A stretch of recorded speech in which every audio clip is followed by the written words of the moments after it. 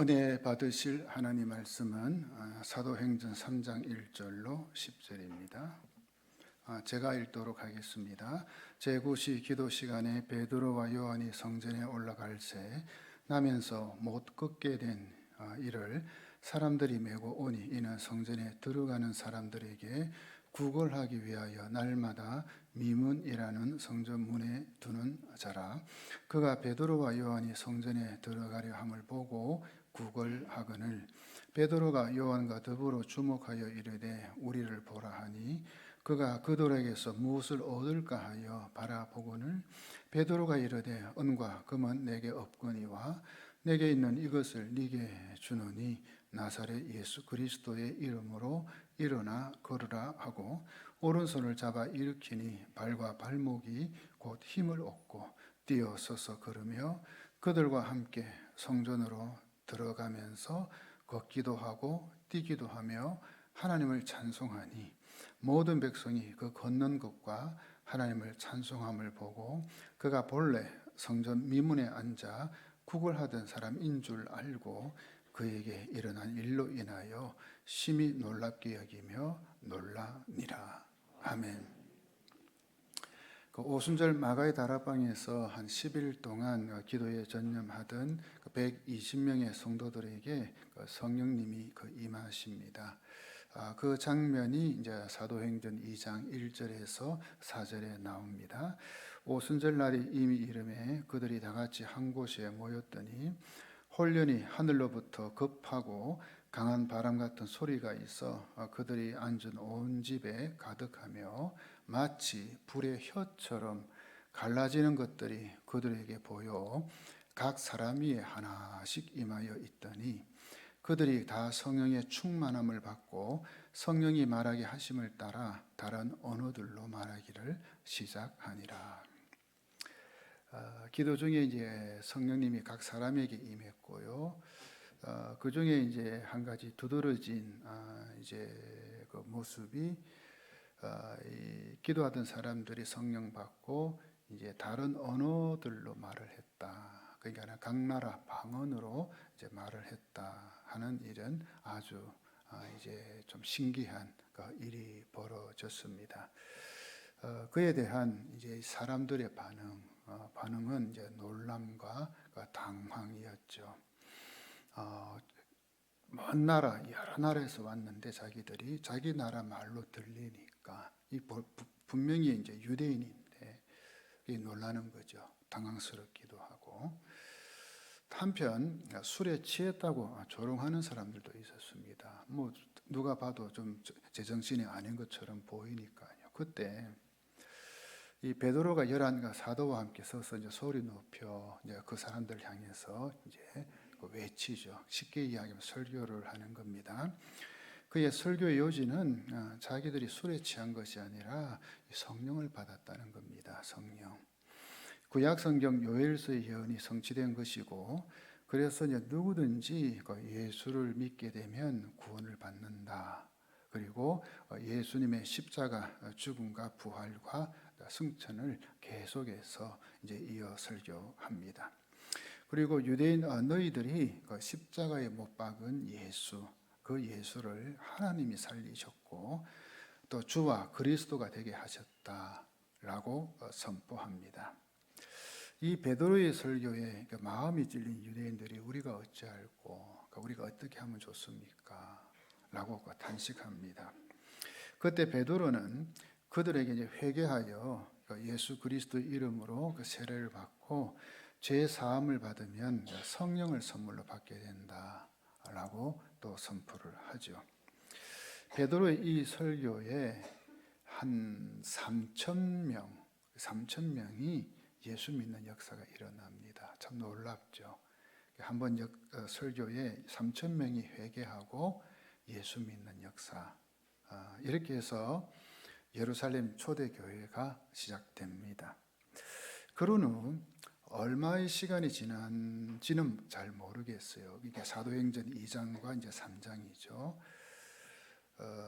그래서는 이제 이 사도행전 3장에 사건이 이제 일어난 것입니다. 그러니까 사도행전 2장에서는 이 베드로와 사도들을 통해 이제 3천 명입니다. 그러니까 3천 명이 회개하고 예수 믿는 그 집단 회심 사건, 집단 이 사건이 일어난 것이고, 이어서 사도행전 3장은 이 안전뱅이 거지 한 사람이 이 베드로와 요한을 통해 그 인생의 이 변화를 경험하는 이 사건이 일어난 것입니다.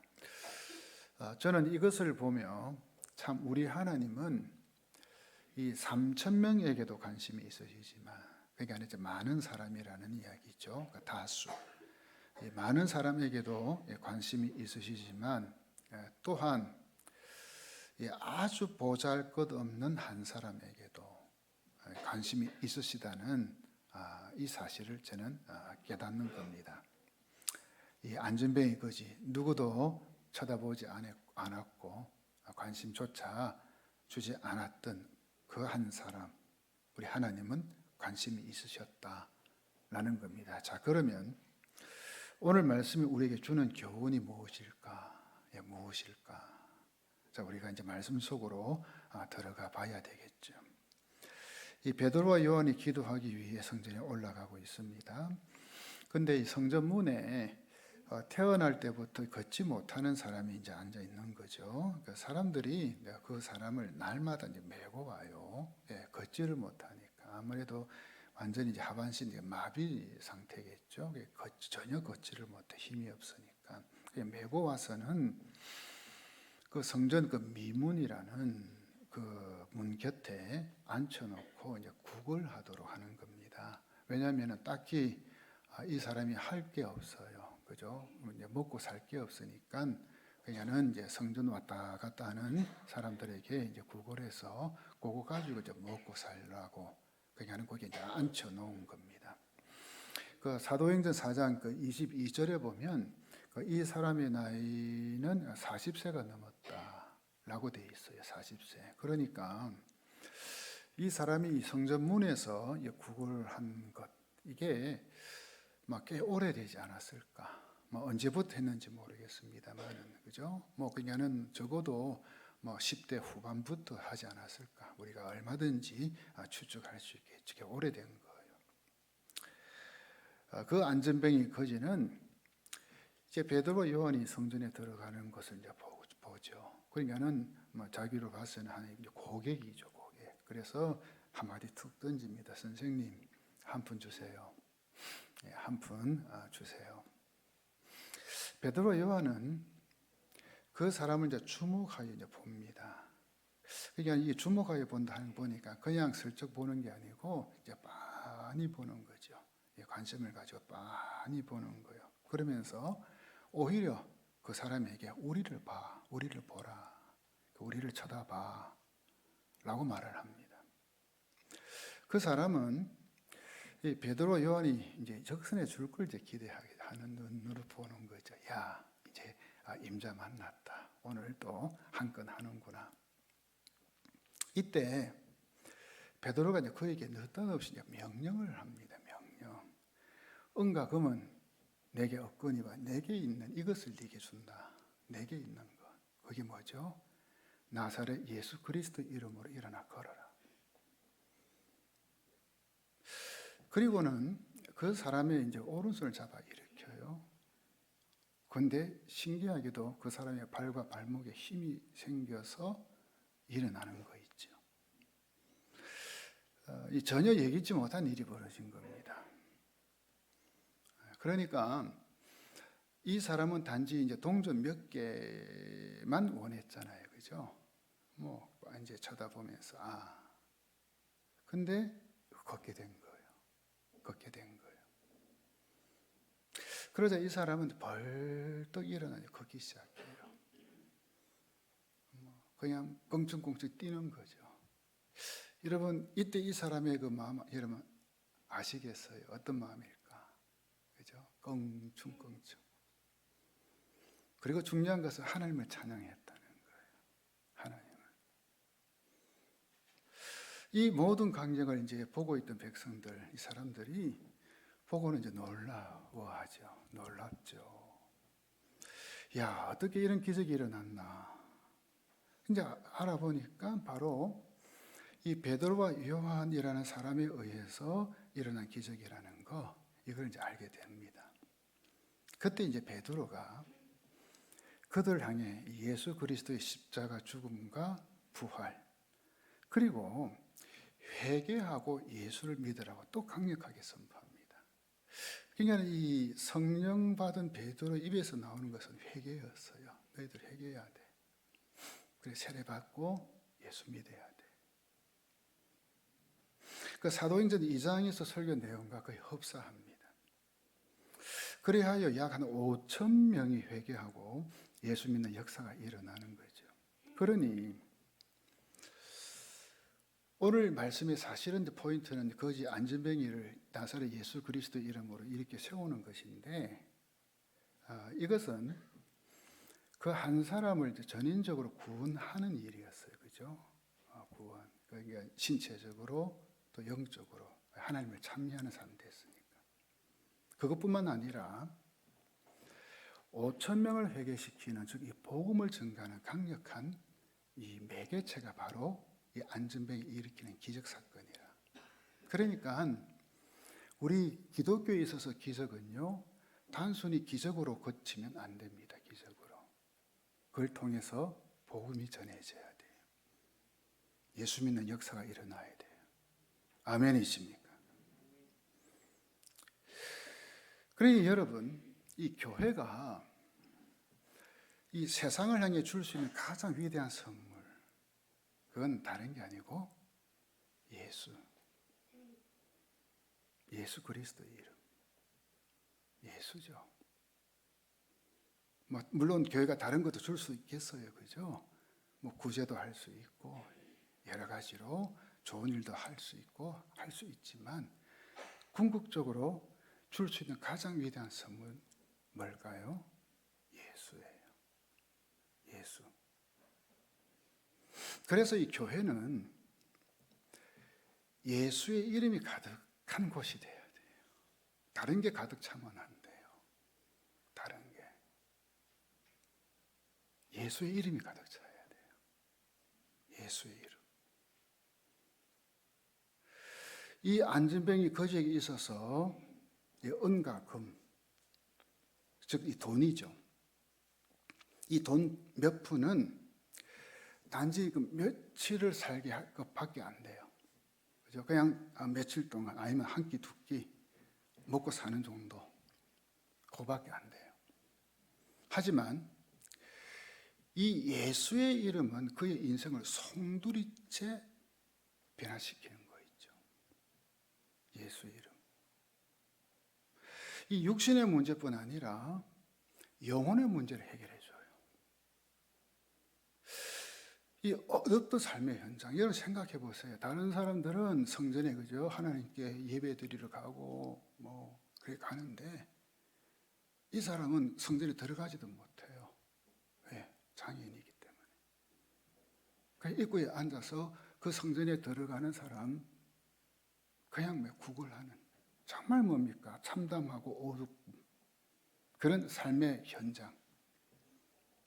그게 변하여 이 찬양의 꽃을 피우게 하는 것. 이게 예수의 이름. 그러기에 이 부활의 예수님을 따르는 성도 우리들은요, 예수 이름의 그 능력의 그 수혜자가 이미 되었잖아요. 우리는, 그죠? 여러분, 예수 이름 때문에 구원받았잖아요. 축복받았잖아요. 믿습니까? 그렇다면 동시에 이제는 그 이름을 전하는 능력의 통로가 되어야 된다는 거예요. 이제는 능력의 통로, 우리가 지금 베드로와 요한이 한 것처럼, 나에게 은과 금은 없지만 내게 있는 것 뭐죠? 그들에게 뭐가 있었어요? 예수 그리스도의 이름. 그걸 내가 너희에게 준다. 바로 능력의 통로. 자, 그러면 어떻게 해서 베드로와 요한을 통해 이런 능력이 나타나고, 그로 인해 이제 안전병의 거지가 일어나는 것은 물론이고, 결국 5천 명이나 되는 사람들이 예수 믿는 역사가 일어난 걸까? 다시 말하면 예수 이름의 능력을 나타내는 통로가 되기 위해서 필요한 게 뭔가? 우리에게. 그죠? 여러분 생각해 보세요. 다 예수 믿는다고 이런 능력이 나오는 건 아니죠. 통로가 되는 건 아니겠죠. 그죠? 다 교회 다닌다고. 그러니까 어떻게 하면? 첫째, 기도가 있어야 되는데요. 그 기도도 규칙적인 기도입니다. 이 베드로와 요한은 제9시 기도 시간에 성전에 올라가고 있었죠. 이 제9시는 오후 3시를 이야기해요. 그래서 여러분들이 성경 보다가 뭐 제9시, 제6시 나오잖아요. 거기다가 더하기 6을 하면 돼요. 그러면 오늘 우리가 지키는 시간이 돼요. 그러니까 제9시니까 더하기 6 하면 어떻게 돼요? 오후 3시가 되죠. 그 당시 이 경건한 유대인들은 하루에 3번 기도했어요. 오전 9시, 정오, 그리고 오후 3시. 지금도 어떤 뭡니까? 그런 수도원이나 또 공동체에 가면은 이렇게 하루에 3번 기도해요. 종을 땡 치면은 그냥 하던 일을 멈추고 잠시 기도해요. 그러니까 베드로와 요한은 이미 예수를 믿는 그리스도인이 되었지만 이 경건한 유대인의 기도 습관에 따라 성전에 기도하러 간 거예요. 다시 말하면 이 베드로와 요한에게는 정해놓은 기도 시간이 있었고 또 뭡니까? 정해놓은 기도의 장소가 있었다. 이걸 이제 우리에게 알려주는 거죠.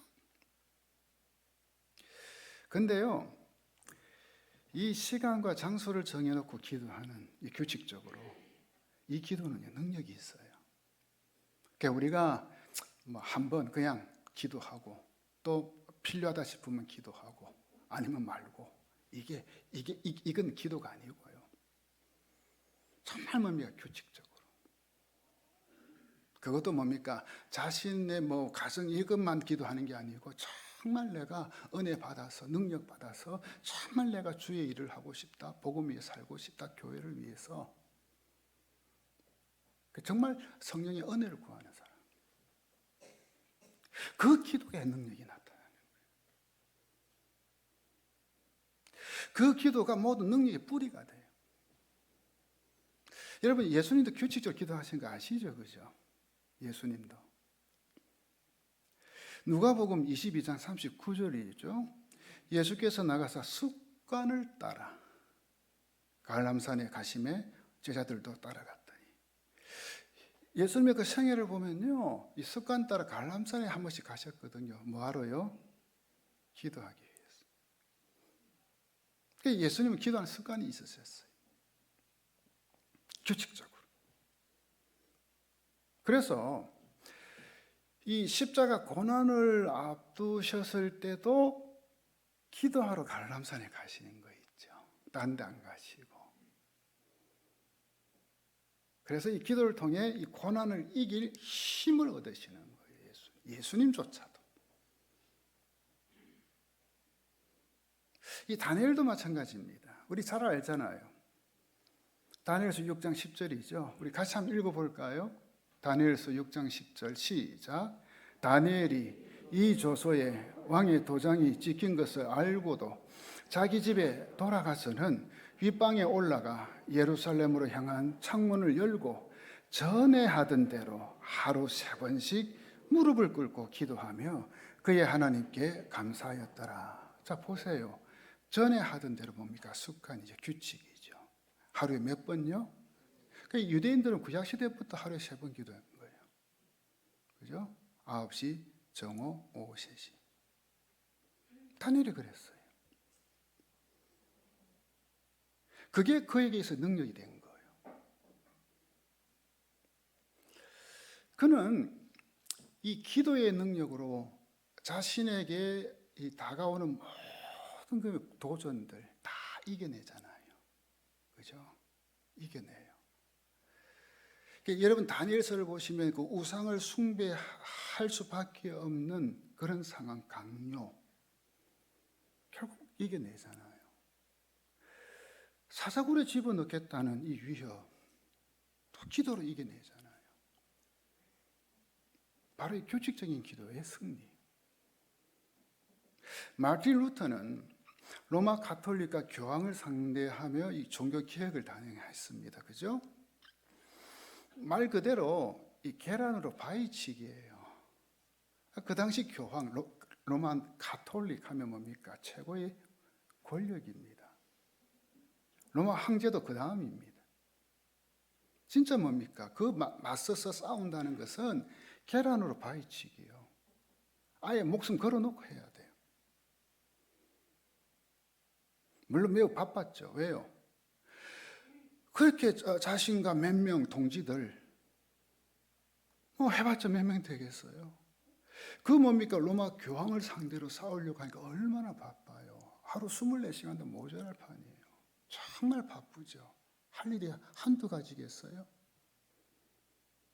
근데 그때 그가 한 유명한 말이 있어요. 그때 나는 너무 바쁘다. 나는 너무 바쁘다. 바쁘죠. 그러나 이 막중한 사명을 감당하기 위해서 2배로 기도하겠다. 왜? 너무 막중한 일이 많기 때문에, 바쁘기 때문에 더 기도해야만 감당할 수 있다는 이야기잖아요. 근데 오늘날 우리 교인들 봐요. 바쁘다는 핑계로 기도 참 안 하는 것 같아요. 제가 볼 적에 바쁘다는 핑계. 여러분, 바쁠수록 기도하십시오. 왜요? 세상 사람들은 몰라도 적어도 하나님 믿는 우리는 기도로 모든 일을 이루어 가야 되잖아요. 아멘이십니까? 이것이 마틴 루터가 종교 개혁을 성공시킨 힘이었어요. 능력이었어요. 나는 너무 바쁘다. 그러나 이 막중한 사명을 감당하기 위해서 2배로 기도하겠다. 그런데 어떤 분은 기도하자 하면 그만 집에 가버려. 도망가. 참나. 그래 어떻게 그 능력이 나타나? 그죠? 기도예요. 여러분, 하나님은 기도하는 사람에게 능력을 주셔요. 이 세상을 이길 능력 결국 기도에 있어요. 이 유혹을 물리칠 수 있는 능력 어디에 있어요? 기도죠. 기도. 그리고 이 하나님의 일을 감당할 수 있는 그 능력, 복음의 능력, 기도죠. 먼저. 기도 없이 어떻게 돼요? 기도 없이. 그죠? 기도 안 하고 되는 거 없어요. 기도예요. 둘째, 성령 충만해야 합니다. 3장 그 4절 한번 보십시오. 베드로가 요한과 더불어 주목하여 이르되 우리를 보라 하니. 자, 이것을 우리가 정말 놓치면 안 됩니다. 잘 봐야 됩니다. 이 베드로가 요한과 함께 안전병의 거지를 주목하여 이제 보았다는 거죠. 그러니까 주목해서 봤다는 것은 그냥 슬쩍 봤다는, 저기에 동냥하는, 구걸하는 거지 안전병이가 있구나. 이게 아니고 그 눈이 뚫어지게 봤다는 거예요. 그죠? 쳐다본 거예요. 자, 이것은 이 베드로와 요한이 그 사람에게 관심이 있다는 이야기예요. 관심이에요. 지금 이 사람은 이 베드로와 요한에게 이 동전 몇 푼을 구걸하잖아요. 그것만 이제 바라보고 있어요. 그죠? 조금만 주면 그것만. 근데 베드로와 요한은 이 사람에게는 그 동전 몇 푼보다 더 필요한 것이 있다. 이게 본 거예요. 이게 보인 거예요. 자, 여러분 한번 생각해 보십시오. 지금까지 얼마나 많은 사람들이 수년 동안 이 안점의 거지가 구하니 이곳 지나다녔겠어요. 그죠? 매일. 그 사람들은 이 거지에게 동전 몇 개를 던져주든지, 우리도 그렇잖아요. 조금 지나가다가 그렇게 구걸하고 있으면 좀 불쌍한 마음이 들면 어때요? 조금 뭐 1,000원이고 또 뭐 몇천 원이고 만 원이고 좀 때로 주기도 하죠. 여러분 주죠? 안 주나요? 다 주죠. 좀 주의소 좀. 좀 줘야죠. 주는 것보다도 우리가 베풀어야지. 그렇죠? 아니면 어때요? 조금 그런 마음이 없으면 어때요? 못 본 척하고 먼 산 보고 그냥 지나쳐 버리죠. 그죠? 그게 보통 사람들이에요. 지나쳐 버려요. 이게 이제 이런 이제 분들을 대하는 이제 일반 사람들의 그 태도잖아, 그죠? 태도. 그런데 이 베드로와 요한은 달랐어요. 그들은 이 사람을 이제 뚫어지게 주목해서 봐요. 그리고는 오히려 우리를 봐, 우리를 쳐다봐, 우리 자기들 보라고 하네. 바로 성령님께서 주신 마음으로 그 안전뱅이 거지를 본 거고요. 이 베드로와 요한이 또 그 사람에게 진짜 필요한 것, 이건 동전 몇 푼이 아닌 것, 이걸 성령의 감동을 통해 알게 된 거죠. 그래서는 우리를 한번 봐. 여러분, 우리가 성령 충만하면 사람을 보는 눈이 달라집니다. 그냥 사람이든 뭐든 보는 눈이 달라집니다. 세상 사람들이 그냥 지나치는 것도 지나치지 못해요. 지나칠 수가 없어요. 아니, 우리는 믿는 사람들이니까 교인들을 생각해 봅시다. 일반 교인들은요, 생각하지도 못한 것을 성령 충만한 사람은요, 그걸 봐요. 보게 되더라고. 그러니 성령 충만한 사람은 보는 게 달라요. 똑같이 보는데 다르게 보는 거 있죠. 이 사도행전 2장에서 베드로는 설교 한 번으로 3,000명 넘는 사람 회개하는 역사를 일으켰잖아요. 요즘으로 말하면 대부흥사예요. 그죠? 큰 대형 집회 해가지고 3,000명 회심시켰으니까 대부흥사예요. 빌리 그레함처럼. 그럼에도 그는 한 영혼, 그것도 그 누구도 주목하지 않고 관심 주지 않은 이 거지 안전뱅이에게 관심을 보였다는 거예요. 이 정도 되면 뭐 하찮은 보살것 한 사람, 이건 그냥 눈에 안 보이거든요. 베드로는 요한 달랐어. 그런 엄청난 역사를 일으켰음에도 불구하고 한 사람이 보여, 눈에. 지나칠 수가 없는 거예요. 우리 예수님도 한 영혼에 관심이 있었잖아요. 바리메오가 불쌍히 여겨달라고 외쳤을 때 그 제자들하고 주변에 있는 무리들은요, 조용히 하라고, 시끄럽다고, 방해된다고 막 난리 쳤잖아요. 바리메오 꾸짖고. 근데 예수님 어떻게 했어요? 그 친구 불러와. 내가 봐야 되겠다. 한 영혼에게 관심이 있었어요. 그렇습니다. 성령 충만한 사람은 보는 게 다릅니다. 보는 게 다릅니다. 아니, 다른 사람이 보지 못하는 것을 보는 겁니다. 왜요? 성령의 감동이 있으니까. 성령이 그 마음을 주시니까. 그러면 그 다음으로 성령께서 감동 주시는 대로 순종하고 행하게 돼요. 하는 거죠.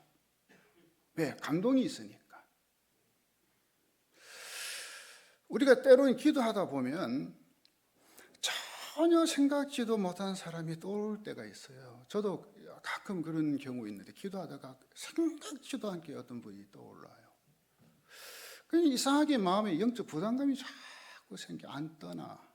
계속 기도하잖아요. 그러면서 성령께서 마음에 감동을 주시는데 어떻게 할 것까지 가르쳐 줘요. 근데 희한하게도 저한테는요, 주로 돈을 좀 주라는 감동만 줘요. 제가 그동안 그런 게 많았어요. 그래서 연락해보면 진짜 급하게 100만 원, 200만 원, 심지어 몇백만 원 그분이 지금 필요한 거예요. 오늘 은행에 그 돈 안 내면은 차압당하고 경매 들어가고. 그래서 울면서 저한테 고백해요. 목사님 어떻게 알고 그랬냐고. 제가 아는 거 아니죠. 성령님 그 마음을 주시니까. 그래 하는 거예요. 순종하고.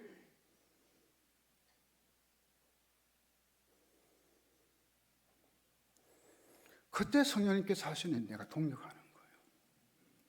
내가 하는 게 아니죠. 여러분 성령 충만하시기 바랍니다. 그러면 지금 내가 무엇을 해야 될지 보여요. 그전에는 그냥 지나쳤는데 이번에는 그냥 지나칠 수가 없어. 왜? 자꾸 눈에 밟혀. 그 사람이 성령 충만한 사람. 셋째, 예수 이름의 능력에 대한 확신이 있어야 됩니다. 베드로와 요한은 자신들이 성령을 통해 이 초자연의 능력을 받았음을 이제 알았잖아요. 왜? 그 마가의 다락방에서 능력 받았으니까. 그죠? 또 성령의 인도하심으로 이 사람의 병을 고쳐주려 마음이 들었고요. 그래서는 뭡니까? 주목해서 보고 우리를 한번 쳐다봐. 그죠? 뚫어지게 서로 눈을 마주치는 거예요. 그래서 그들은 단호하게 선포하고 명령할 수 있었던 거예요. 그래서 여러분 잘 들으세요. 우리가 오해하는 것 중 하나가, 그렇다면 예수 믿는 나도 예수의 이름으로 이렇게 하면 되겠네? 맞습니까? 아니죠. 바로 요 원리. 진짜 기도하는 사람 돼야 되고요. 기도 중에 성령 충만 받아야 되고요. 감동이 있어야 되고요. 그리고는 진짜 성령께서 말씀해 주신 감동 주시는 대로 예수의 그 이름의 능력에 대한 확신, 믿음 가지고 그냥 해보는 거예요. 그게 내가 하는 게 아니죠. 즉 베드로, 요한이 그렇게 하는 거예요. 자, 6절 말씀 보세요. 베드로가 이르되 은과 금은 내게 없거니와 내게 있는 것을 내게 주노니 나사렛 예수 그리스도의 이름으로 일어나 걸으라. 예수 그리스도의 이름으로라는 말은 이 베드로가 무슨 권한으로 이런 기적을 행할 수 있는지 이걸 이제 우리에게 알려주잖아요. 그죠? 무슨 권한입니까? 자신의 힘의 능력 아니죠. 예수 그리스도의 능력으로 그는 구걸한 이 안전뱅이 손을 잡아 이렇게 세워버리는 거예요. 아예. 그러니 우리가 그냥 무조건 예수 그리스도의 이름으로 선포하고 명령한다고 해서 능력 나타나는 게 절대 아닙니다. 아닙니다. 성령 충만해야 되고요. 성령의 감동이 있어야 되고요. 이때는 좀 아멘 해도 되던데. 성령 충만해야 되고요. 성령의 감동이 있어야 되고요. 믿음의 확신이 있어야 하고요. 그래서 예수의 이름으로 선포하는 거예요. 명령하는 거예요. 롱 게너커라는 사람의 말이에요. 유대인의 사고에서 이름은 그 사람의 신원을 밝히거나 구별할 뿐 아니라 존재의 성격을 표현한다. 그러니까 그 이름에 그 사람의 존재가 들어있다는 거예요. 따라서 그 사람의 능력은 그 사람의 이름 속에 존재하고 또 그 이름으로 이용 가능하다. 그러므로 베드로는 부활하신 예수님께 자유를 부탁하는 것이 아니라 그 안진뱅이 거지에게 예수님의 이름을 선포한 것이다. 그래서 예수님의 능력이 발휘되게 했다. 나중에 베드로가 유대인들과 유대교 종교 지도자들에게 한 말이 이제 바로 이 말입니다. 나중에 이 사건 때문에 다들 놀라고 당황스러워하고 당혹스럽하고 막 난리가 났으니까 그때 베드로의 말이 이 3장 16절에 나옵니다. 예수님의 이름을 믿는 믿음 때문에 여러분이 보고 아는 이 사람이 건강하게 되었습니다. 여러분 모두가 보시다시피 예수님의 이름과 그분을 믿는 믿음으로 이 사람이 완전한 치료를 받은 것입니다. 여러분 베드로의 말을 보세요. 뭐가 자꾸 나옵니까? 예수 이름. 예수 이름.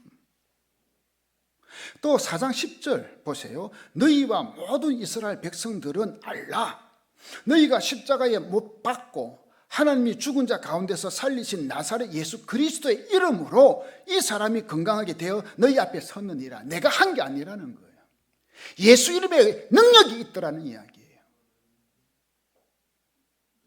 예수님께서 이전에 이제 그 십자가 돌아가시기 전이죠. 제자들에게 하신 말씀이 요한복음 14장 13절에 나옵니다. 우리 같이 한번 읽어봅니다. 시작. 너희가 내 이름으로 무엇을 구하든지 내가 행하리니 이는 아버지로 하여금 아들로 말미암아 영광을 받으시게 하려 함이라. 아멘. 분명히 내 이름으로 구하면 된다. 이루어진다. 단 어떤 조건이요? 진짜 기도 안 하고 성령 충만 받고 믿음의 확신 가지고 행하는 사람, 순종하면서 그때 구하면 다 이루어지는 거예요. 여러분 이것이 예수 이름의 능력입니다. 믿으시면 아멘. 이 능력이 우리에게도 있음을 여러분 믿으시기 바랍니다.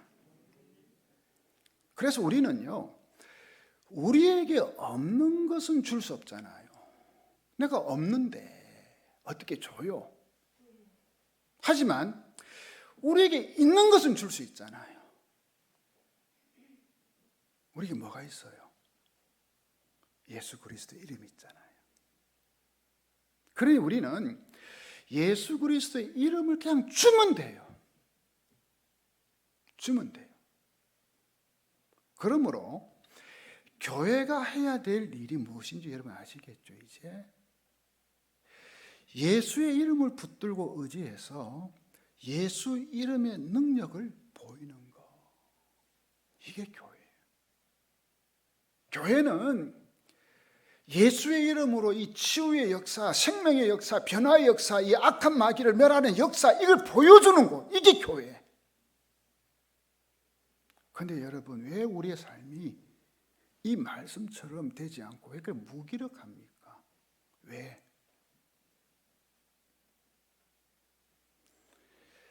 예수 이름의 능력을 의지하지 않기 때문에 그렇습니다. 예수님이 우리에게 그 이름의 능력을 주셨음에도 불구하고 우리는 그것을 사용하지를 않습니다. 신기하게도 사용을 안 해요. 심지어 제가 보니까 목회자 가운데도 예수 이름을 사용 안 하더라고요. 성령님께서는 우리가 예수님의 이름을 의지하고 그 권능을 사용하시기를 원하십니다. 그 이름을 사용할 때 맞아, 그 2000년 전에 그 초대교회는 그런 역사가 일어났지, 그랬다고 하지, 베드로가 그지 안전병이 일으켰다고 하더라 라고 말만 하는 것이 아니라 말만 지금 이 자리에 임하는 권능을 세상에 보여줄 수 있는 겁니다. 우리도 여러분 세상 한번 보십시오. 이 세상 사람들은요, 이 이름을 얼마나 잘 사용하는지, 아니 어떻게 보면 좀 악용을 참 잘하더라고요. 이 대통령과 그렇게 연결이 되지 않은 사람도요, 이 대통령 이름 도용해가지고 때리면 큰 소리치기도, 내가 뭐 대통령하고 어찌 되는데, 꼭 대통령 밑에 일하는 직원 이름 들먹여도 대통령 들어가잖아요. 큰 소리치기도 하고 이권 챙기기도 하고요. 희한하게도 대통령 이름만 들먹이면요, 기업인들도 돈 다 갖다 주대요. 이야, 일자리도 주고요, 그죠? 이권도 챙겨주고요. 그러니까 대통령 측근이 되면 그 위세 정말 대단하대요. 요즘도 보니 대통령 아주 친한 사람들 뭐라 합니까? 여러분 아시죠? 제가 말 안 하겠어요. 대단하대요, 그분들. 대통령이 아니더라도 좀 힘이 있는 사람 이름만 들먹이면 통하잖아요, 이 세상이. 그죠? 뭐 누구든지 진짜 뭐 검사한 사람, 판사한 사람 알아도 그 사람 이름 덜 먹이면서 하잖아요. 그런데 여러분 보세요. 우리는 예수 그리스도 이름을 가지고 있잖아요. 에? 이 우주 만물의 창조주요, 통치자요, 심판자이신 예수님의 이름을 사용할 수 있는 그 특권이 우리에게 있잖아요. 그런데 왜 그렇게 우리가 힘이 없어요? 무기력해요. 이 인간의 이 생명과 구원과 기적과 치유와 변화 등 우리 인간의 모든 생사화복을 주장하시는 예수의 이름을 우리가 정당하게 사용할 수 있는 권한이 우리에게 있잖아요. 그런데 왜 우리가 이렇게 힘이 없어요?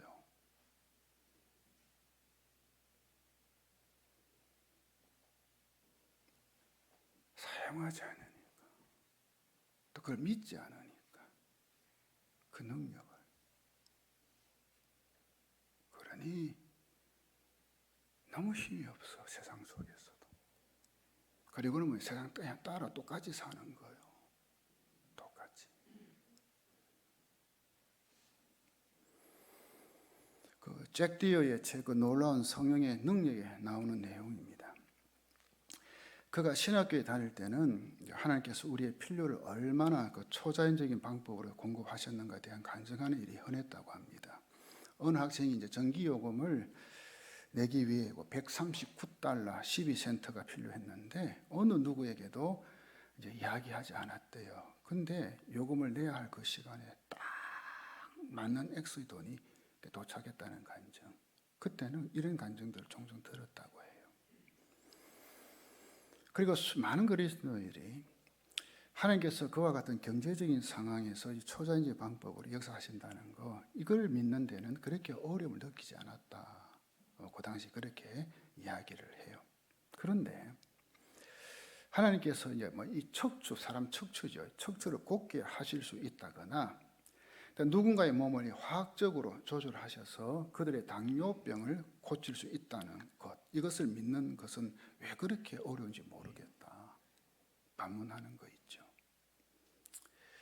우리의 이 경제적 필요를 충족시키는 것보다 이 굽은 척추를 펴는 것이 하나님께 더 어려운 일인가?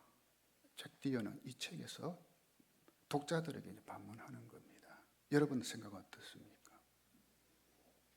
하나님께서 우리의 경제적 필요를 채워주는 거하고 우리의 굽은 척추를 펴주는 거하고 어떻습니까?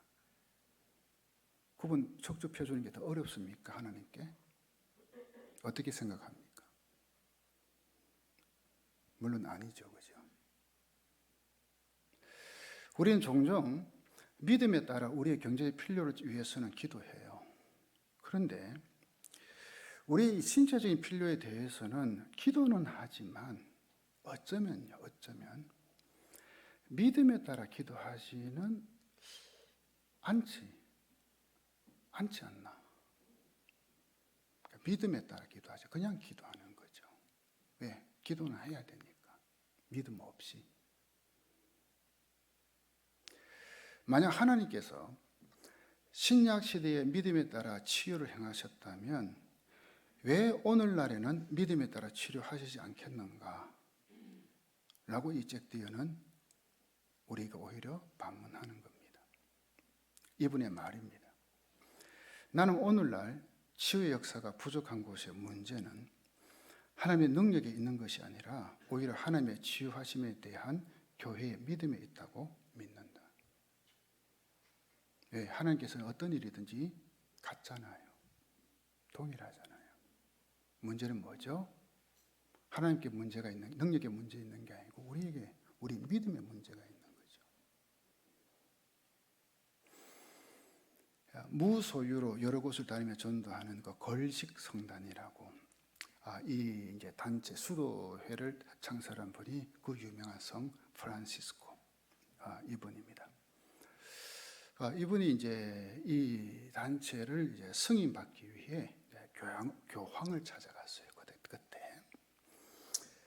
그때 교황은 이 초라한 성 프란시스코, 그냥 뭐 걸식, 그러니까 거린이죠. 거린 전도단이죠. 쉽게 이야기하면 그러니까 그 행색이 얼마나 초라하겠어요.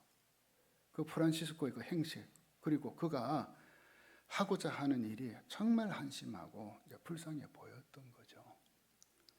그래서 이 보화가 가득한 교황청의 그 창고로 그를 데려가 보여주면 주고요. 또 그 뭡니까? 그 휘황찬란한 그 성당, 그 뭡니까? 정말 뭡니까? 온갖 좋은 것 보석으로 장식한 성당을 보여주고, 그리고 이 교황이 이 성 프란시스코한테 이 말을 하는 겁니다.